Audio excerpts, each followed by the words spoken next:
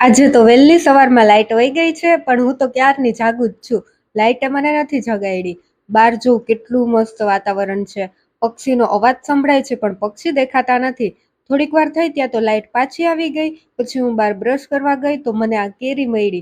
સુગંધ તો જોરદાર છે, પણ સુધારી તો થોડીક આવી નીકળી. પૈડી હોય ને એટલે પછડાટ લાગ્યો હોય, પણ મને આવી કેરી બહુ ન ભાવે. થોડોક સારો ભાગ હતો એ ખાલી એક બટકું સુધારીને ખાધી.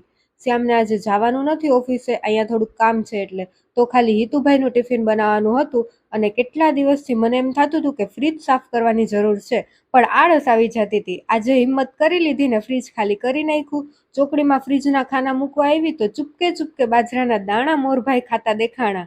આ બધા ફ્રીજના મટીરિયલ્સ ધોઈને ખાટલામાં સૂકવી નાખ્યા અને હેતવીએ ફ્રીજ સાફ કરી નાખ્યું. થોડીક વાર ફ્રીજ આમ ખુલ્લું રાખીને પછી એમાં બધું પાછું સરસ ગોઠવી નાખ્યું. આમ તો સારું થયું સવારમાં જ સાફ થઈ ગયું હતી. કામ ભેગું કામ નીકળી ગયું. નાસ્તામાં મેં મીઠી રસદાર કેરી ખાધી ને માંડ નવરા થયા ત્યાં શ્યામે રોન કાઢી કે મારે ઓફિસે જવાનું છે.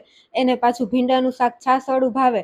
એવું નથી કે ઓલું સૂકું ન ખાય, પણ હજી વાર હતી તો મેં ભીંડા પેલા તળી નાખ્યા. પછી એક બાજુ ભીંડાનું છાસવાળું શાક બનાવી નાખ્યું ને બીજી બાજુ રોટલી બનાવી નાખી. આમ તો અમારે લોટ બાંધેલો પડ્યો જ હોય એટલે રોટલી પણ થઈ ગઈ ફટાફટ. હું આજે વહેલી ઉઠી હતી તો 10:30 થી 11:30 એક ઝોલું ખાઈ લીધું ને હવે આખી બપોર કરવું શું. ઘડીક મોબાઈલ જોયો ને પછી વાળમાં તેલ નાખી લીધું. બપોર પછી બહાર ગઈ તો મમ્મી ખડ ઉપાડતા હતા ને હારોહાર કામાક્ષી ને રૂવાંશી ઈ બે પણ દાંતેડિયું લઈને જાયમી હતી. કામાક્ષી ઓલી બાજુ ગઈ તો રૂવાંશી પણ એની પાછળ પાછળ ગઈ. ઈ બે બેનુના તો આખો દી એવા જ ખેલ હાલતા હોય. શ્યામ ઓફિસેથી આવી ગયા ને વેડેથી કેરી ઉતારવાનું શરૂ કરી દીધું. અને એક કેરી તો એવી પડતા પડતા બચાવી ને એ જોઈને તમને મજા આવી ગઈ હોય તો કમેન્ટ બોક્સમાં શ્યામના વખાણ કરી દેજો. પછી શ્યામ આંબા ઉપર ચડી ગયા ઉપરથી કેરી ઉતારવા માટે. વેડો લઈને થોડીક કેરી ઉતારીને વેડો નીચે કર્યો અને મમ્મીએ વેડામાંથી કેરી લઈને ભેગી કરતા ગયા.